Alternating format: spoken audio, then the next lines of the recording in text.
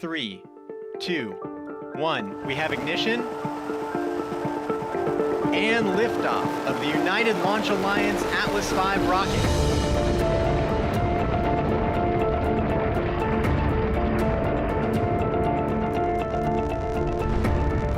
Go Atlas. Move Centaur.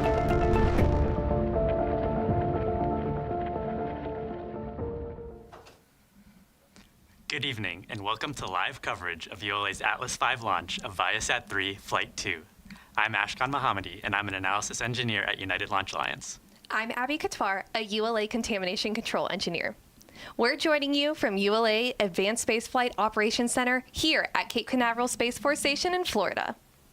We also have team members on console at ULA headquarters in Denver, Colorado. Liftoff is scheduled for 10:04 p.m. Eastern at the opening of tonight's 44-minute launch window.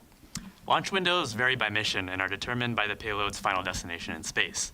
Tonight's mission is going to a geosynchronous transfer orbit, otherwise known as GTO. We'll be covering the mission through the end of the second burn of the Centaur upper stage, which occurs roughly 27 minutes after liftoff. For additional real-time mission coverage, follow along with our live blog at ulalaunch.com. And if you enjoy watching our broadcast, don't forget to subscribe to our YouTube channel for access to future missions, launch highlights, and behind-the-scenes rocket content. At this time, the team is not working any issues, and we're proceeding towards a 10:04 p.m. liftoff. As we continue counting down towards liftoff, let's hear directly from Viasat about this mission and what this high-capacity, highly flexible communication satellite is anticipated to mean for its commercial, consumer, and defense customers on land, at sea, and in the air.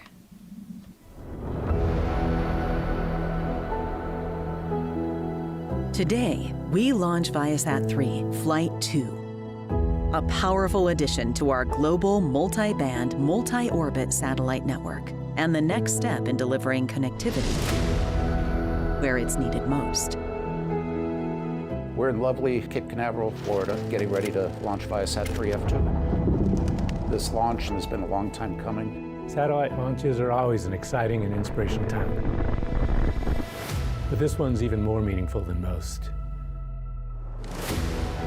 Flight 2 is designed to not only more than double the total capacity of our entire current network, but also do so with extreme flexibility.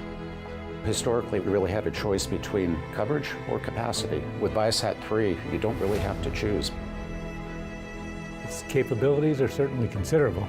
ViaSat-3 really represents a pretty unique way of thinking about satellite communications. One of the things we were really emphasizing, besides just the enormous amount of throughput, was flexibility.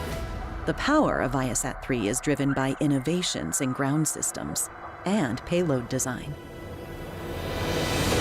Everything was designed, engineered to work together as a seamless system. In fact, most of the complexity in the system is on the ground, not in space. And that allows us to devote more of the size, weight, and power to satellite-specific items that can help us increase the overall system performance. When we designed ViaSat-3, we were really looking for something that would create unique differentiators for us in all of our business areas. This work and innovation is rooted in our mission to bring more to our customers around the world. Airlines are generating demand everywhere in the world. ViaSat-3 satellites that allow you to match the demand in any one spot. No matter what the platform is, we've got our Amara product in commercial aviation. We've got JetXP in business aviation. It's a really important upgrade opportunity and transition path to bring even greater capacity, building on the managed, highly reliable service that Nexus Wave presents. All of these requirements are why we built ViaSat-3 the way we did. For government, that's increasing the resiliency and the reliability for our users. Today's launch and the ViaSat-3 technology on board pave the way for our upcoming launches, for the future of Viasat satellite technology, and for our mission to deliver more. Just as important to Viasat is the ability to scale the basic ViaSat-3 technology, as well as the improvements we're already making to it for the next generation of satellites, both at GEO and at LEO and all orbits in between. Thanks to all our partners that have made it possible. Thanks again to all the employees everywhere around the world that have put in just the incredible dedication to get us here.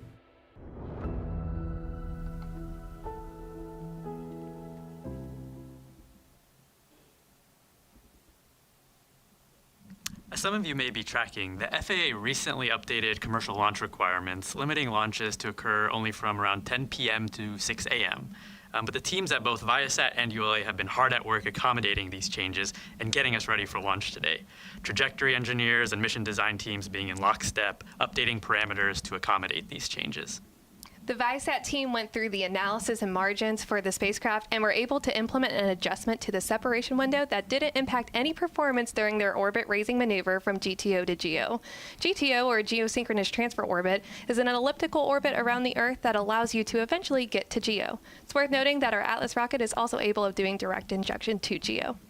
But thanks to the skilled engineers across both teams and the flexible capacity of the Atlas V rocket, we were able to rapidly adjust and return for a launch attempt today. Yeah, big shout out to the teams for helping us get to the pad today. Right now we're taking a live look at the Atlas V rocket on the launch pad. As the countdown continues, our team is taking the final steps in preparation for liftoff.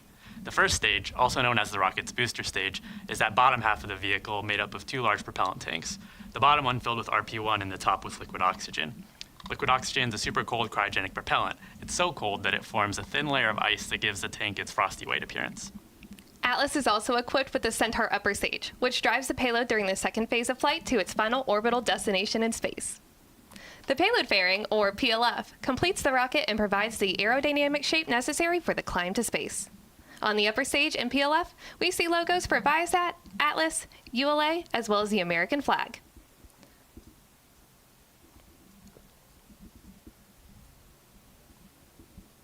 Many of you know that during our last attempt, we had valve issues that caused us to have to scrub. More specifically, the issue was in the booster's liquid oxygen vent valve.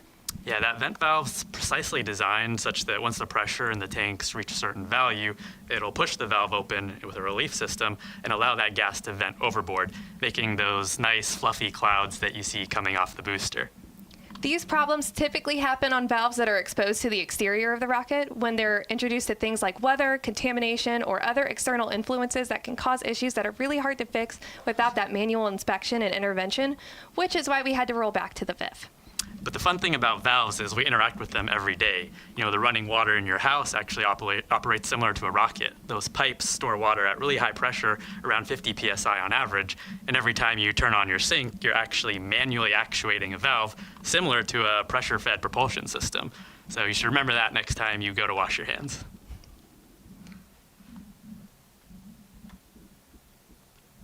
After liftoff, ULA's Atlas V rocket will fly southeast from Space Launch Complex 41. Here's a look at today's flight.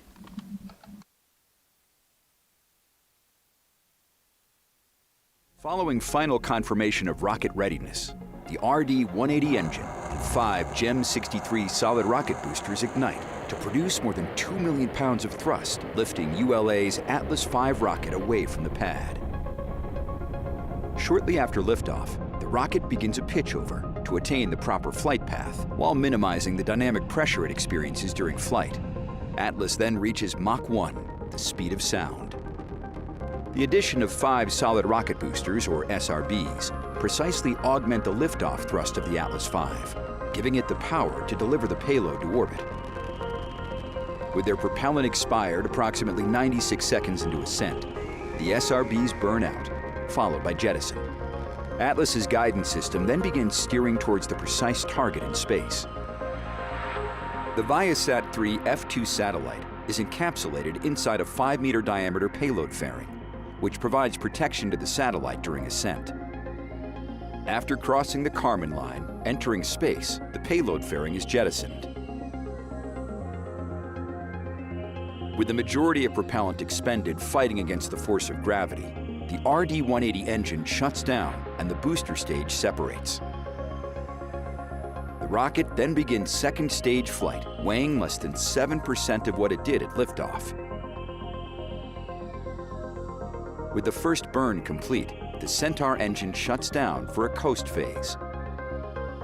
ULA's high-performance Centaur then performs 2 additional firings of its RL-10 engine.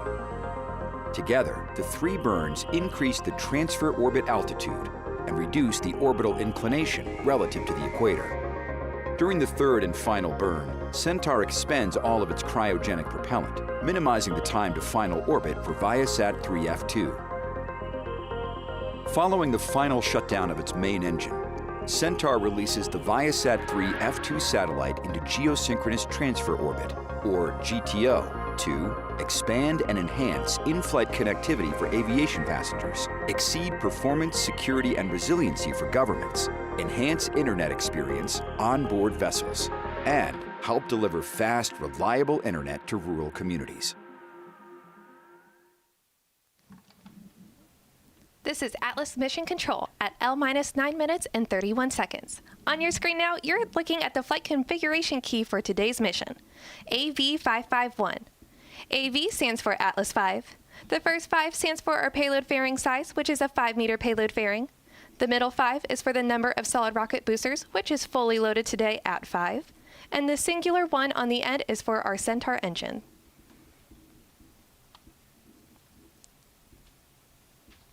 Now that we've seen the flight plan and learned about the configuration, viewers watching from Florida and parts of the Southeast may be able to see your Atlas rocket in flight. To get a closer look at this visibility map, check out @ULA Launch on social media.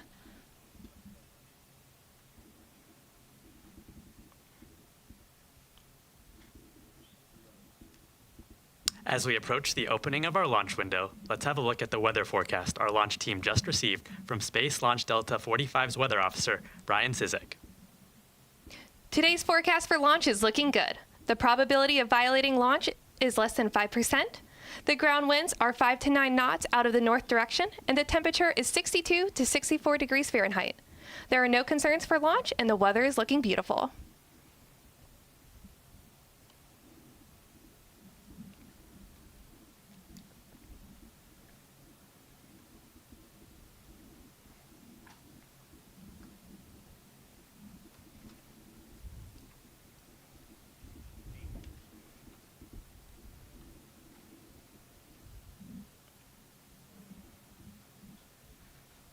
Go.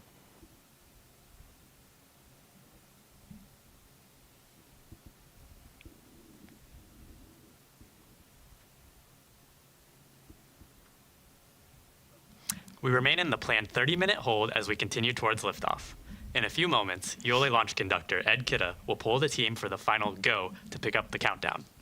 The launch conductor manages the launch team during the countdown, ensuring that all systems are performing nominally and that every member of the team is following their procedure and executing per the planned timeline. 28 engineers are pulled to confirm the rocket is ready to proceed. This is the final status check for all Atlas vehicle systems, ground systems, the payload, and the United States Space Force Eastern Range. Let's listen in as he performs the poll.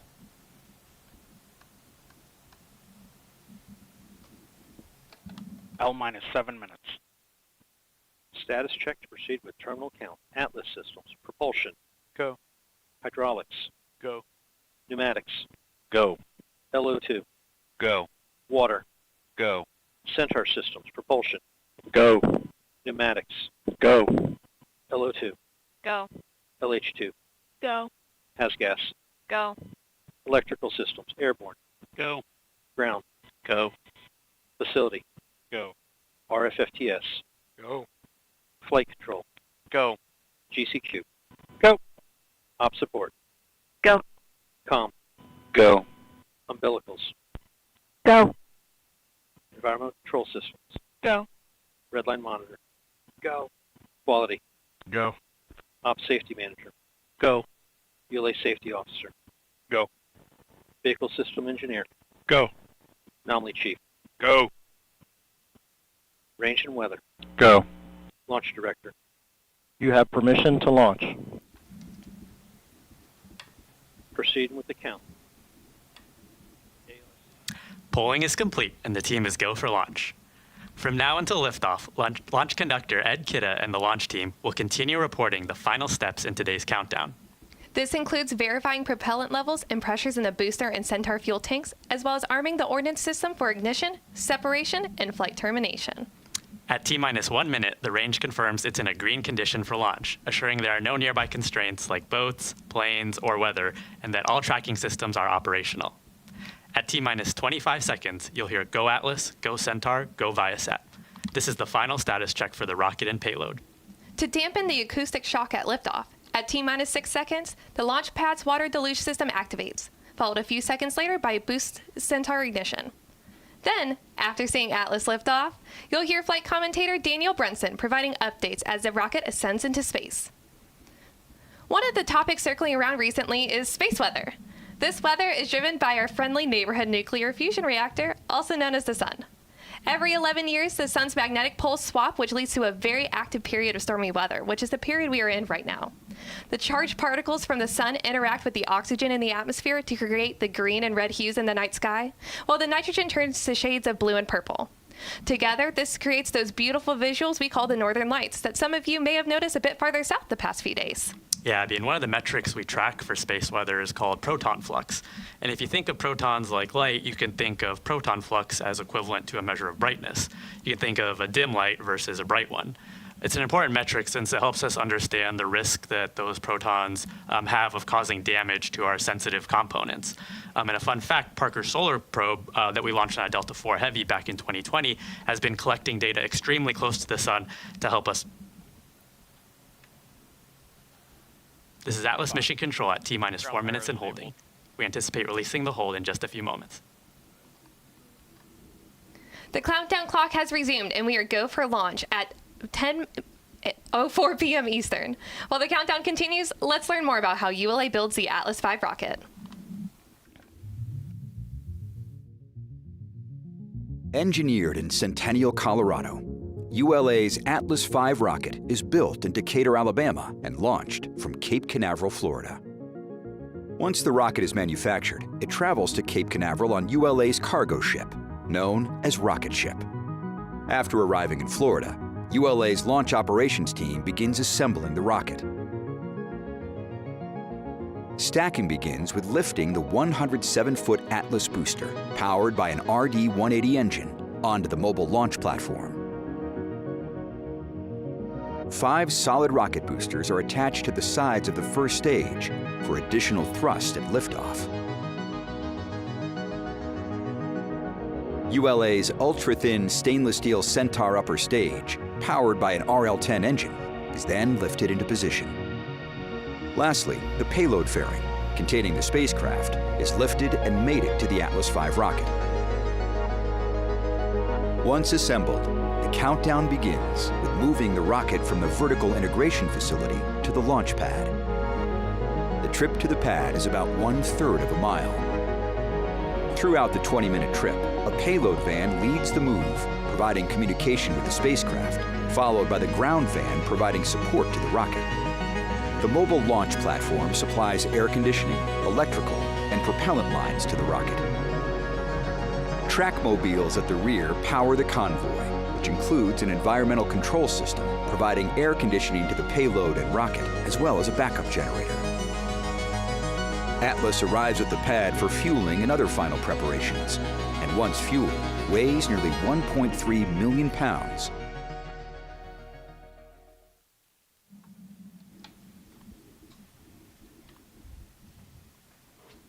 $137. FTS armed.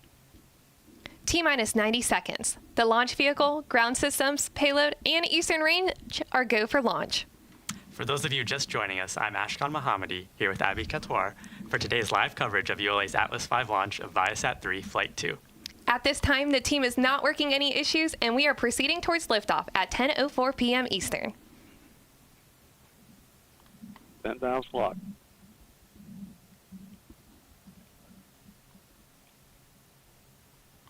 T-minus 1 minute. 1 minute. Rock, report range status. Range green.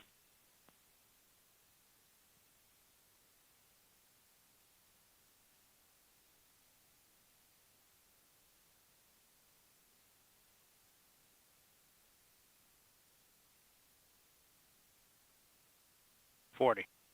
Stable at step 3.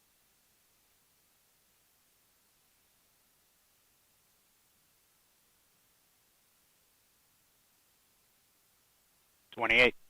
Verify ECS reduced for launch. Verified. $25. Status check. Go Atlas.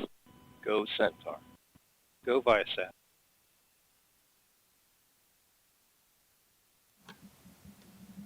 T-minus 10, 10, 9, 9, 8, 7, 6, 5, 4, 3.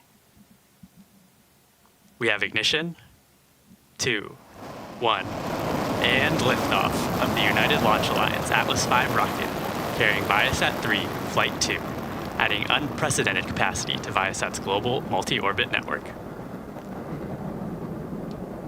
Atlas is switching over to closed-loop control.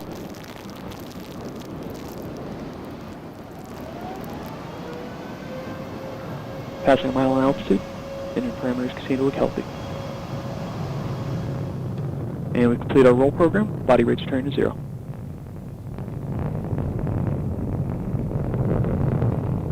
Mach 1, Atlas is now supersonic. Hydraulics continue to look good, engine parameters stable. You are hearing Max Q, Daniel maximum Brunson, dynamic pressure. providing launch vehicle ascent data. Vehicle's throttling back up to near full power. Passing 3 miles downrange, approaching 8 miles in altitude.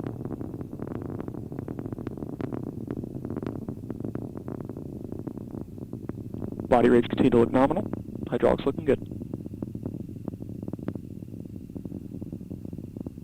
Passing 7 miles downrange. Vehicle's beginning to throttle down in preparation for SRB burnout.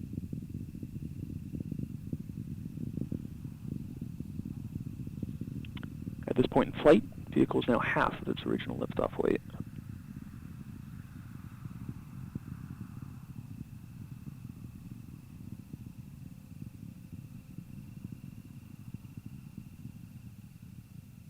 And we have good indication of burnout on all 5 SRBs. Vehicle's throttling back up to full power. Passing 30 miles downrange, 28 miles in altitude. And good indication of SRB jettison on all 5 SRBs. Body rates continue to look healthy. Engine parameters looking good. We just heard confirmation of solid rocket booster jettison. These additional motors augmented the thrust at liftoff to give the Atlas V rocket an extra boost to reach geosynchronous transfer orbit. We're coming up on our next mission event, jettison of the payload fairing. Let's listen in. Passing 57 miles downrange, traveling at 5,000 miles per hour.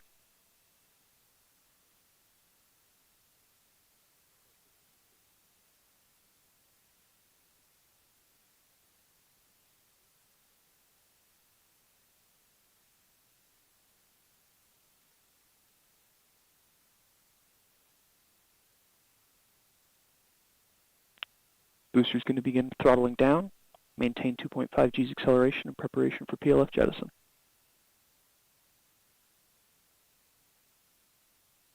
Approaching 60 miles in altitude, 6,600 miles per hour. And we've got activation of the second stage RCS system. Hydrazine coming up to flight pressures.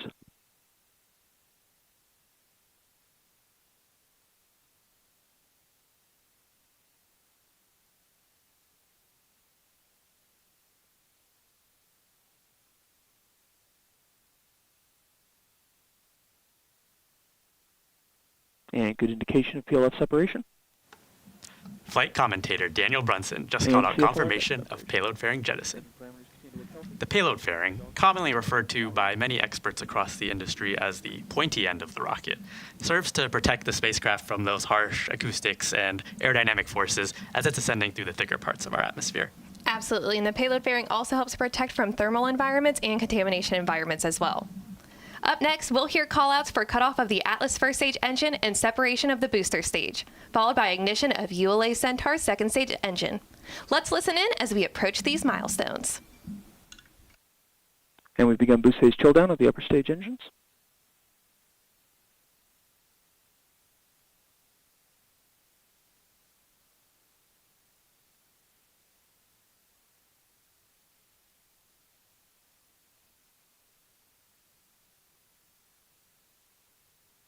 And we've completed boost phase chill down.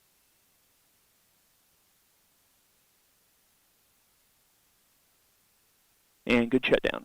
That's BECO. Good indication of Centaur separation. Pre-start on LO2 and LH2.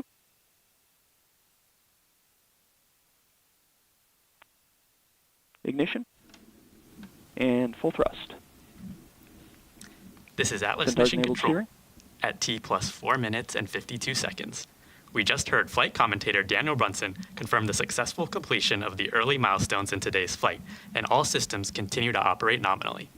We have about 6.5 minutes until we reach our next mission event, shutdown of Centaur's main engine. We'll return with mission commentary as we get closer to that next milestone.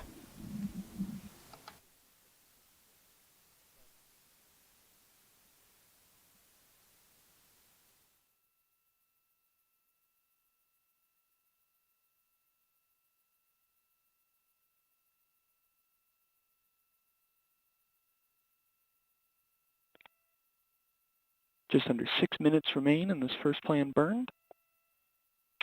RCS thermal conditioning firings continue. Hydrazine line temps are beginning to approach bottle temps.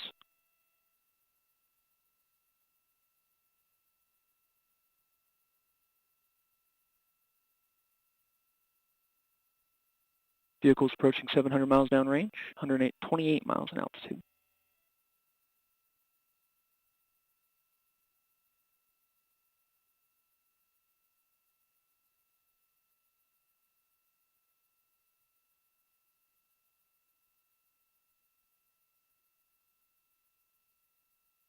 Centaur PU's gone to closed loop as expected.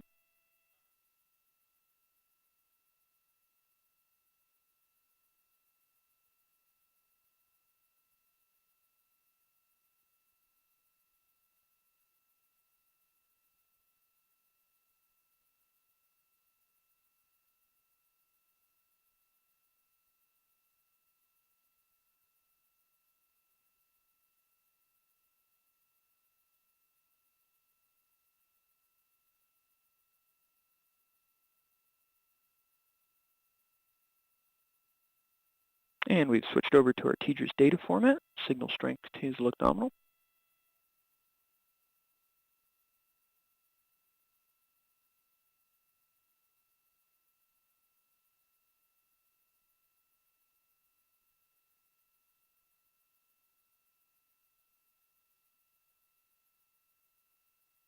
Vehicle's now 1,030 miles downrange, continuing right down the center of the range track.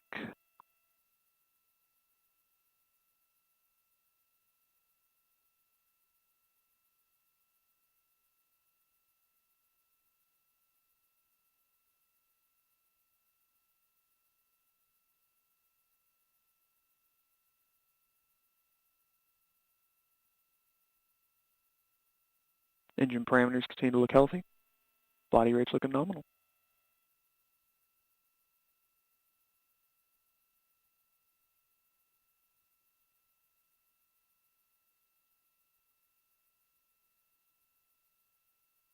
PU's come off the lock stop, seeing engine parameters fluctuate accordingly as expected.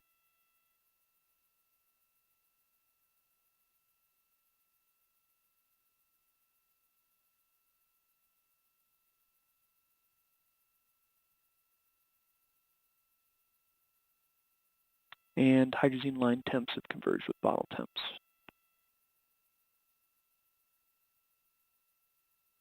Three minutes remain in this first burn.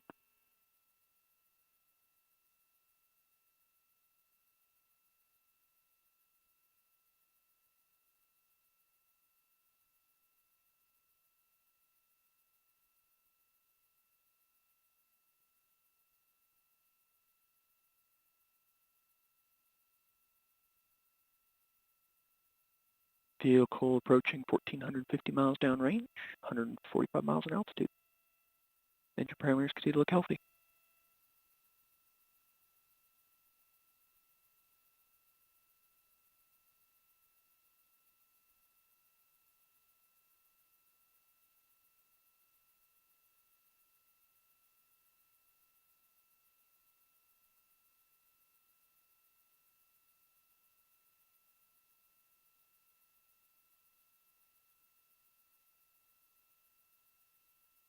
Two minutes to planned MECO.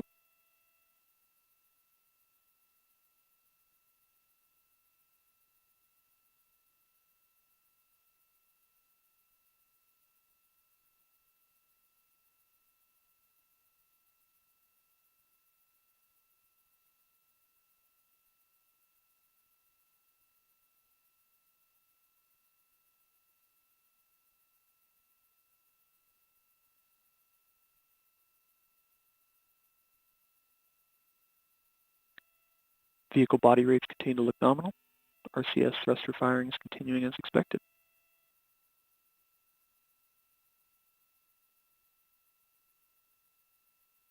Passing 1,800 miles downrange.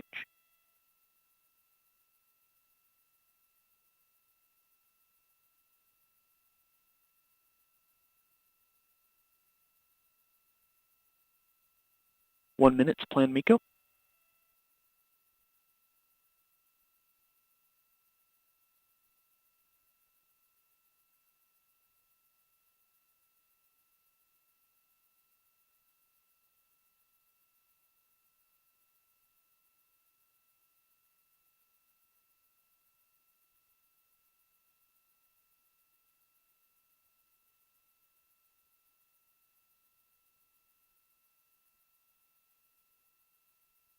Thirty seconds to MECO 1.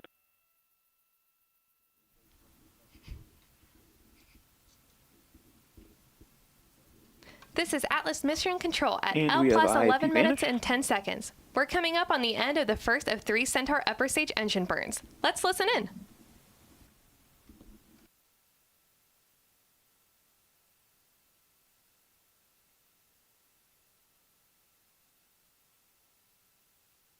And MECO 1, good shutdown. Settling has gone to 4S mode. Vehicle's begun turning to our second burn attitude. All of the parameters look healthy. This will be a 10-minute coast for our second burn. We've just heard confirmation of the successful first burn. Our next event is the second of 3 main engine starts at L plus 21 minutes and 35 seconds. We'll return with mission commentary as we approach that next milestone. During our break-in commentary, we'll continue to stream live STK from the rocket. STK, or Satellite Toolkit, is the graphic on your screen showing where the satellite is in its mission to get to its final destination. Yeah, and the cool thing about the SDK is it's using live.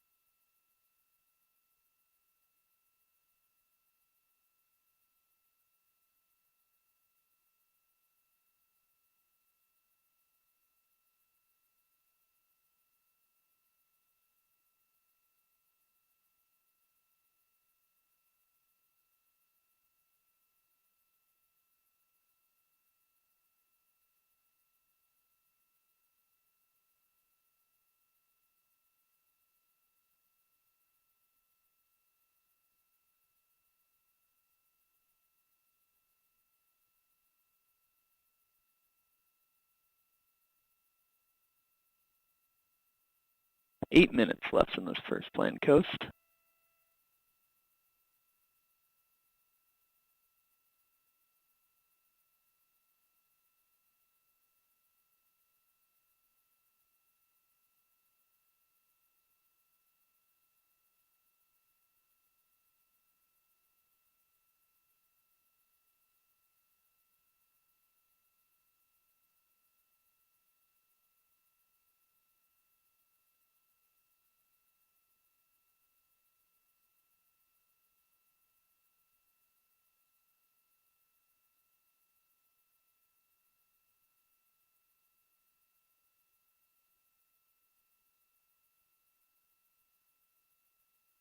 Vehicle's approaching 3,000 miles downrange.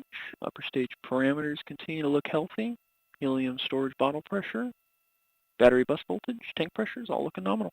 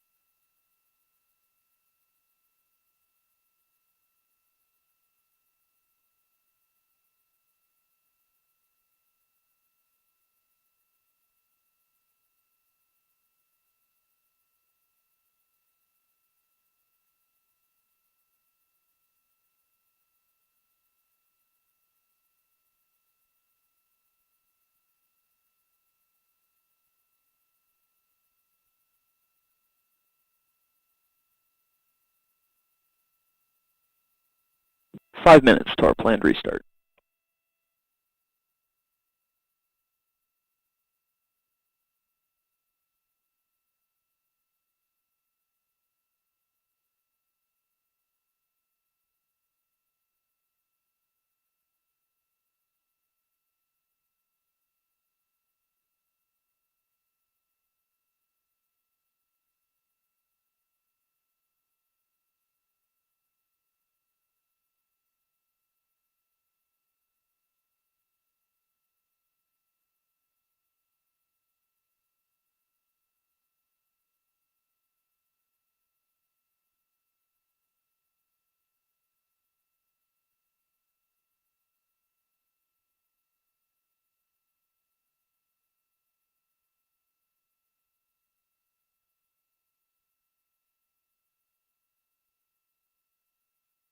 Four minutes to our planned restart. Upper stage parameters continue to look nominal.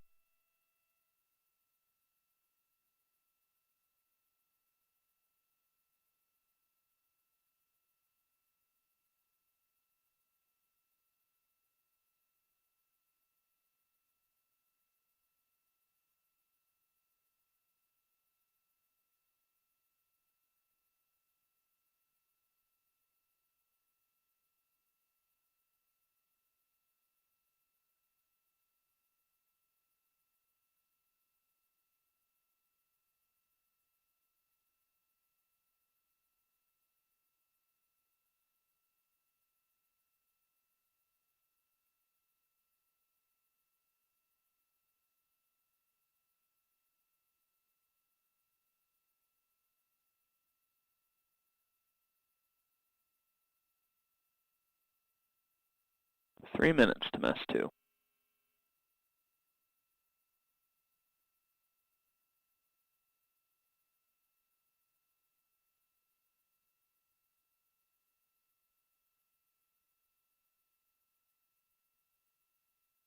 Body rates continue to look stable. Minimal RCS firings. Battery bus voltage, helium bottle pressure, all looking nominal.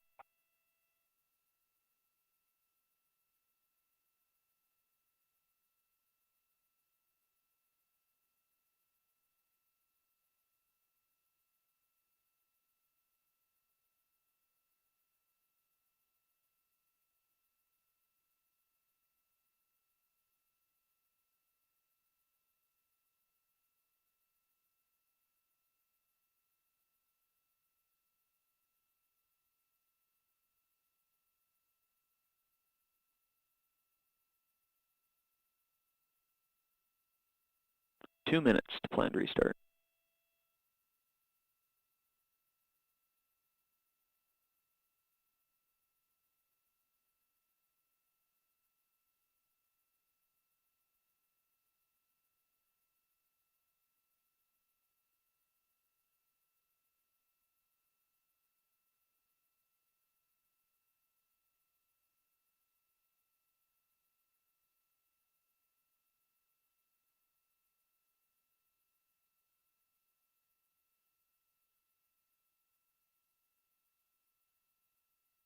We're seeing expected increases to LH2 tank pressure.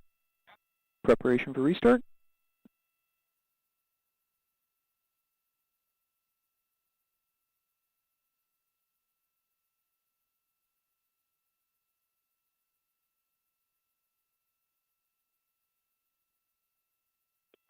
One minute to mess 2.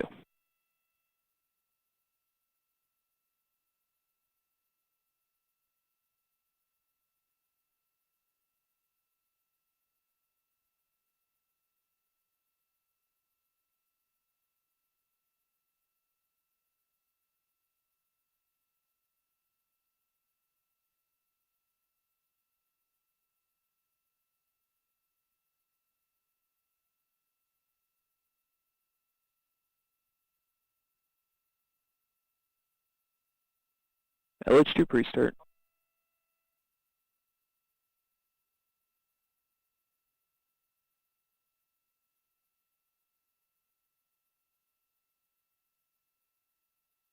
And LO2 pre-start.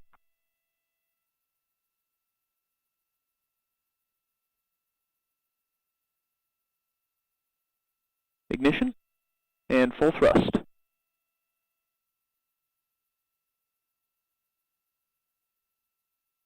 Steering enabled, body rates responding accordingly. This will be just over a 5-minute burn.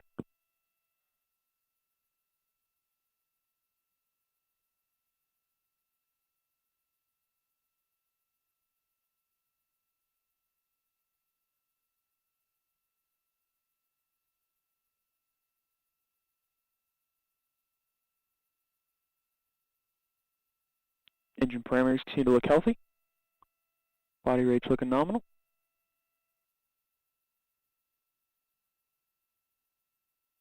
PU's gone to closed loop control as expected.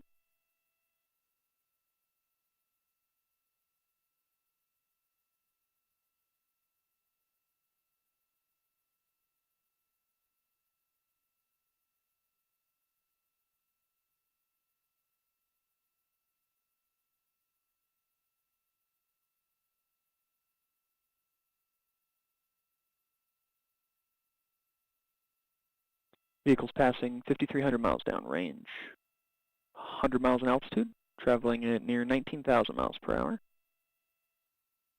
Engine parameters responding to hydrogen correction from PU, all responding nominally. Just under 4 minutes left in this burn.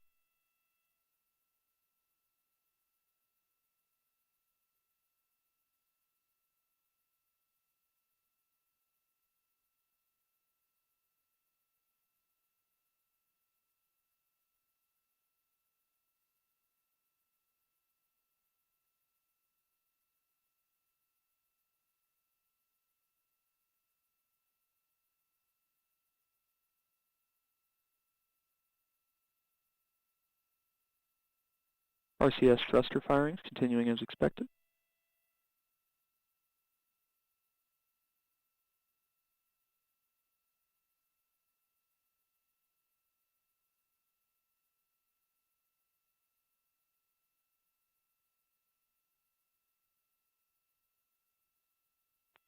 Three minutes to MECO 2.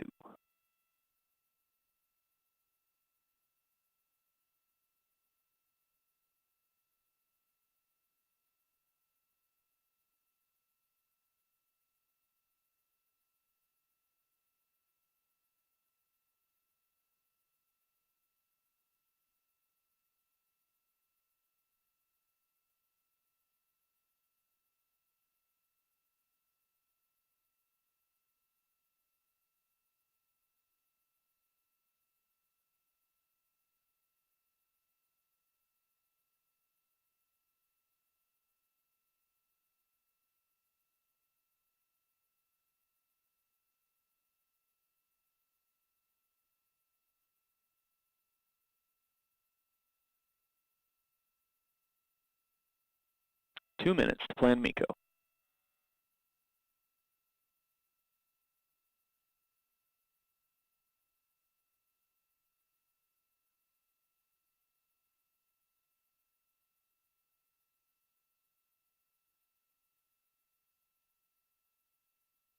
Passing 6,000 miles downrange. All parameters continue to look nominal.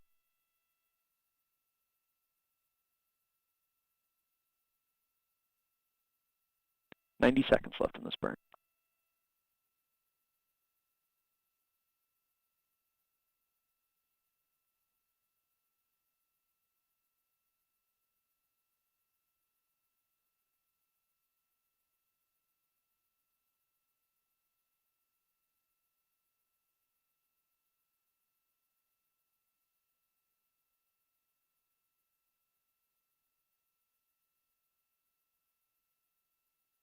One minute to MECO.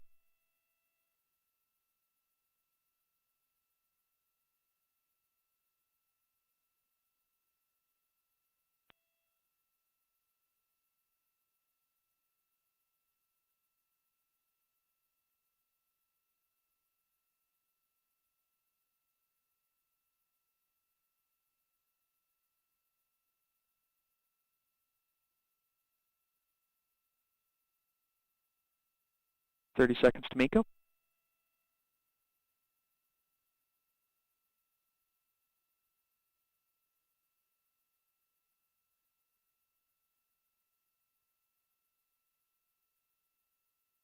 PU's return to open loop.